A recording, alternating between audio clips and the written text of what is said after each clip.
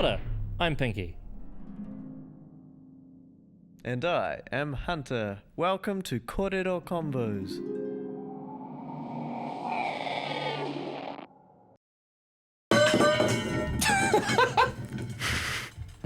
Niwa. Hello. Have you know anyone who's struggled or? Many people. Yeah. Yeah. Yeah. I can't really think of anyone that has... we're allowed to swear? Yeah. Yes. Go for I it. don't know if anyone has their friggin' life together. Apologies for the profanity. But like, I really can't think of someone that has planned their life out and it's gone that way and they're just like content. You know, I feel like it's all perspective. Like if you have a good life up until now and then one bad thing happens, then that's going to be like devastating, no matter how not that bad it is. You know what I mean? Yeah. Yeah, totally. And in terms of like the rule book on how to be a man or how to grow up as a man, it's kind of irrelevant at the moment. If there was a book based on how to be a man in the 60s, 70s, whatever, because life has changed a lot since then. Like, I'm sure there were a lot of people back then that were still playing that role as a man, but were like, I fucking hate this. I don't want to do this. I mean, there's the cliche of like, I'm the man and I'm going to go off to my secret gay lover or whatever, like secret affairs and whatever, because they're not happy with the slot on the wall that you have to fit into if you're a man. True. God true. forbid, like a gay man or trans or anything else. Like, you have the ability to be more open now, even though there are those other people that will try and put you back in that box. There's like people you can contact now that you can have a community around. It just seems like it served a purpose back then. You know, like the kind of working mentality that like boomers and the generation before that have was kind of a necessity, because you didn't have a lot and you really needed to get shit done. So it's better to just tell your workers to shut up and just to work and not care about the morality of everything or their mental health, because you need bread. The town needs bread. Yeah. You're the only bread supplier. I don't care if you want to have a mental health day. Just make the bread, please. But now we have an abundance of resources. We have, like, the amount of food waste that we have is crazy. So, like, I feel like we're in that transition period of we're not lacking in food, we're not lacking in resources that much, just like basic necessity resources. So, like, I feel like we're in this transition period of mentality around working and living where it's a little bit more, we don't need to be all uppity and stuff. We can relax a bit, but the last generation still has that mentality of you need to work, you need to do it a certain way, you need to be a certain way, because that's how we survive. It's just I think it's the last generation kind of still holding on to what kind of kept them safe. Like growing up when they got their first jobs, they might have been like taught really strictly how to do things. But now we're more observant of people's mental health and what they need to survive and blah, blah, blah. So I just feel like we're in this transition period of people being like, no, this is the way to live. And we're like, but that's going to kill us. Do you think mental health has improved? In the sense of like we're aware of it, Yeah. but not in the sense of really having a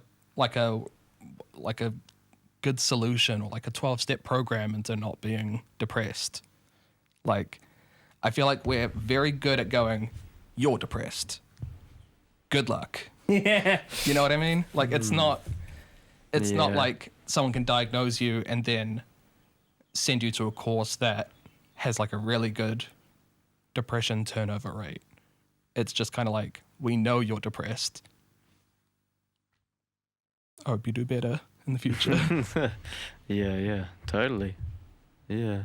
Which is like not really anyone's fault, because it's still, I don't know, there's still a lot of things we don't know about the human mind and the chemicals that's in us that tell us if we're happy or not.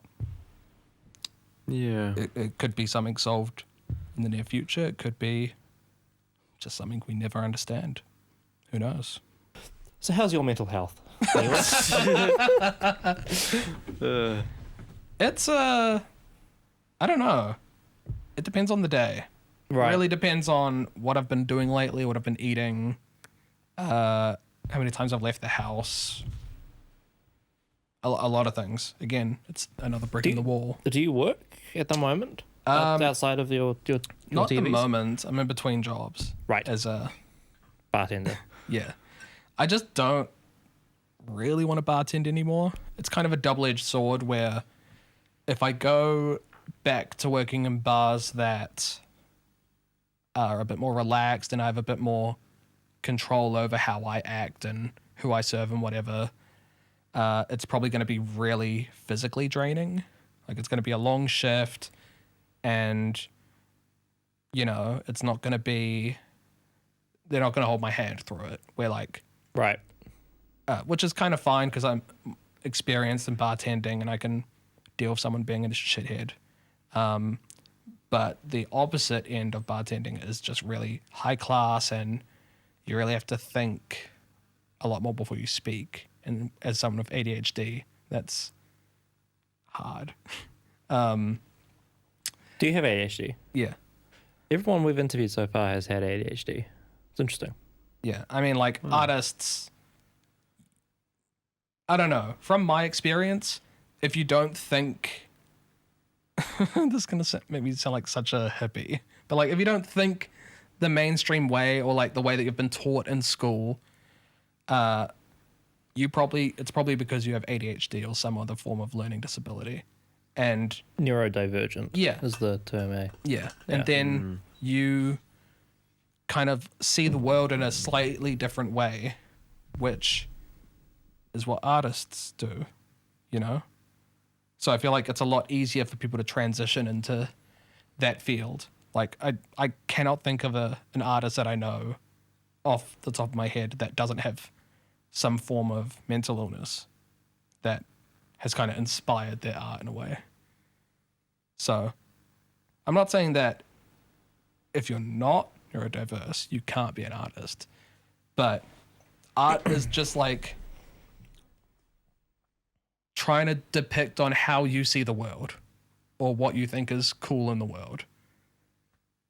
And normal people are boring, That's I fair. guess is what I'm trying to say. Yeah. So the reason you're not bartending at the moment is not because you and your workmates drank the place dry? No, Okay. no. I mean, I don't know if they're better or worse now. I don't know if, like, more co-workers are drinking or whatever. But the bars that I've worked at are all still there. I can easily go back. I don't really want to go back to one of them. No, that's fair. I mean, I couldn't do that bartending. I mean, it's a lot. even now, like, I can, my patience with customers is That's at it. a low, but it just, the thought of being up late in a crowded room with loud music where I can't hear. Oh God, that just sounds awful. See, for someone with ADHD, that's like perfect. You have so many overstimulating things that it makes it kind of easier to pay attention to what you're doing, if that makes sense. It's Oh, yeah. weird. Do neither of you have ADHD? It's rumored. That's my There's answer. rumors online. No, like, honestly, I actually don't know. There's things that make me think maybe. Yeah. I went to see a doctor recently, about 2 weeks ago, and I asked about what that process looks like as an adult, and she told me, don't bother. It's not Really? worth it. Interesting. Yeah, because the only way to do it is privately. I mean, you can do Yeah. it publicly, but it's not worth it. Yeah, and it is Privately is quite expensive, and it's like still a year's wait Yeah. if you were to go through that, and you probably won't get the answer you want. I mean, So, Do you want? I don't know. That's the thing. I don't know. I just wanted to. No, I know there's things, even with my mental health, I know there's just things that I know don't make a lot of sense, and I would like the answer to. no, that's kind of how I got into it as well. Of like, I was just told I was dumb in school and that I couldn't pay attention, and Yeah. whenever I brought up the idea of me having ADHD or some form of learning difficulty, I was always kind of shunned a little bit by my teachers by thinking they would think like he's trying to come up with an excuse for why he's like this, as opposed to I'm like this and this is probably why. Everyone thought I was just lazy and dumb. Yeah. Yeah, Ooh. I totally relate to like half the symptoms. I mean, I'm not really into labels for that kind of thing, but yeah, there's definitely times where I'm like, oh yeah, I could not focus at all. Yeah. And until I found something I was passionate about, then holy shit. Yeah. And that sounds a lot like ADHD, but But then you really, once you find something you're interested in, yeah. like, it's really fun to learn. Oh hell yeah. I hated learning when I was in school because I wasn't interested in anything. Yeah. Yeah. Even in classes where I was interested, like music, because we get to do something practical, I was always like, I don't care about the theory stuff because I can't pay attention to it. Yeah. I'd rather just hit the drums or play the piano. So Yeah. now that I have like medication to help me focus, really makes me wish that I could go back to school now and just learn some little basic things that I probably missed, you know? I hated writing essays, but I would love to be able to form a proper sentence now. Yeah. I'd love to be able to say, here's my argument, and here's why my argument is correct. But goddamn, can I set up a TV? Yeah. Thanks, ADHD. Yeah. Yeah. Yeah. So, why do you do these? This art form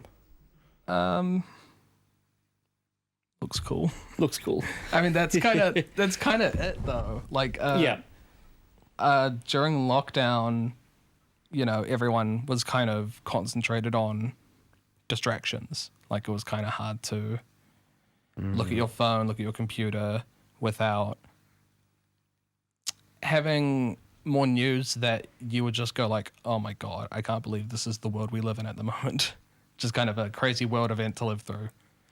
Yeah. So as a distraction, just scrolled through Instagram, TikTok, and just kind of started engaging in just new art forms that I would see, and just that would speak to me as like I wouldn't call myself a 90s kid because I was born in 97, but like growing up in the 2000s, this was like just the coolest thing. Yeah.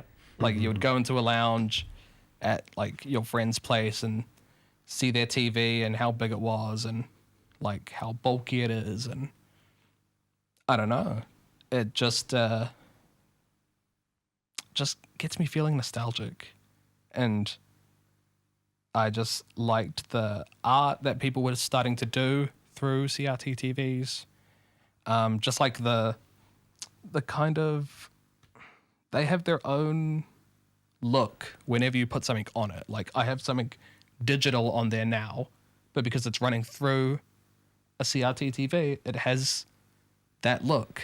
Does that make sense? Yeah, Yeah. absolutely. I could say the Word same salad. about musical instruments. Yeah. But It just yeah. has that nostalgic aura around it. And I thought that was cool. And obviously there's the cliche of like a wall of stacked CRT TVs and whatever that you might have seen in movies or whatever. And I have a bit of background about me, I guess. I've worked at a club off and on since like 2018. So I've seen a lot of musicians, I've seen a lot of acts play there. And like, they're good, but I'm also kind of looking at the background. Like what's the set dressing behind them? What's the lighting doing? What lighting have they brought in? And extra props and set dressing and whatever. And I would always go to where someone is running the visuals, and I would just pick up cups around them and peek over what are they doing, what software are they using, how did they get this cool effect. And then I kind of realized that people aren't, this sounds mean, but people aren't like trying as hard as they could, visuals wise, or just like whatever. I would just notice that, oh, there's a DJ and the guy doing the visuals has like stock footage and just the DJ's name and wouldn't really like change the visuals to the music or, you know, have it build up for a big drop or whatever. Yeah, so I just thought there was a kind of gap in the market for something like this. And I was kind of right, because whenever I put my TVs out there, I will always get someone coming up asking me to do my next job. I think every job I have up until now, I can like count back several gigs back to like, oh, I got asked to do this job, and then from there, this person saw it and they contacted me through that, and blah blah blah, all the way down the line. And yeah, it's worked out pretty well. Got a bunch of TVs in my garage taking up a lot of room, and they're fucking heavy. Yeah. So it comes from nostalgia. Yeah. Are you like nostalgic for a period that you never really lived in? Is that kind of what it is? Not 'Cause really. we kind of talked about that yesterday, didn't we? It's more for like when I did live, because like when I first got one of these in my room, I was like over the moon. I was like, I can play video games, I can watch movies in my room. Like when my mum's asleep, I can probably turn it on and fall asleep to a movie or something. Or like if I got up too early for school, I can watch TV in my room. That's crazy. And I think everyone's kind of had that kind of experience of like, oh, I'm gonna watch a Disney movie in my room. That's so cool. Like that's not unimaginable, but like that seemed like a huge privilege. And whenever people see like what I'm doing, they always get drawn in by just, oh, that's an old TV. But then I kind of keep them there with the visuals, because you wouldn't expect to see something like that on TV, or like have like, I didn't actually bring it, but I have like a glitchy video mixer that like kind of breaks the signal and gets heaps of cool wavy analog effects, kind of like this, but this is digital, not analog. But yeah, I feel like I have a good draw factor in nostalgia, where like older people can go, oh, I grew up with this and whatever, and then kids who have only seen these in movies will go, wow, that's so big and old, that's so crazy, that's what TVs used to look like. So I kind of have a nostalgia draw on both ends. Right. Older people like it because they recognize it from their life, and younger people like the novelty of like old nostalgic stuff. Why don't you show us some things your TV can do? Oh, sure. And then Yeah.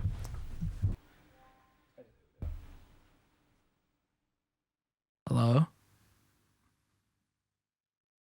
nice. Yeah. Hi, mate.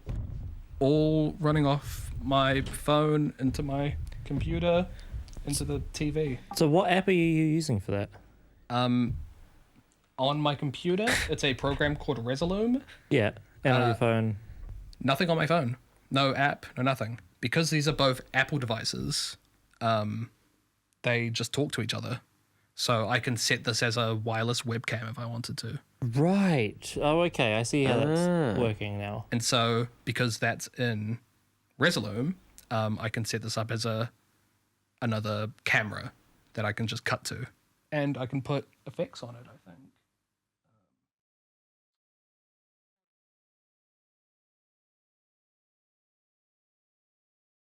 So it's all Oh, nice. wavy. But yeah, pretty cool little setup. Really allows me to kind of be a bit versatile in my visuals. So like, I can have whatever logo of whatever gig I'm doing up, and then just switch to a camera if I need to. I don't know, go That's to so cool. the host or the main act or whatever. I can change the different layers that are coming up and the different effects. This is obviously for the Cross Street Music Festival. And are you there regularly? It's a annual event, and Is it? yeah. Oh, who am I thinking of then? They also like promote other events under this name. Oh, First Thursdays. Oh, yeah. That's what I'm thinking of. Yeah. But yeah, I've done the last 2 years with my TVs, and before that I was DJing there. Nice. And then before that I was bartending there. So I've kind of got every aspect of working at this festival. Shout out to Anya, by the way. Thanks for getting me gigs with my TVs, because I hate networking. I do. It sucks. I hate putting on a hello. Would you like to hire me? How do you do that? Like that, just with a little bit more confidence. Yeah. But like, I don't like if you see this and you're not like, oh, that's cool, I want to hire you. I don't know how much better I could do, really.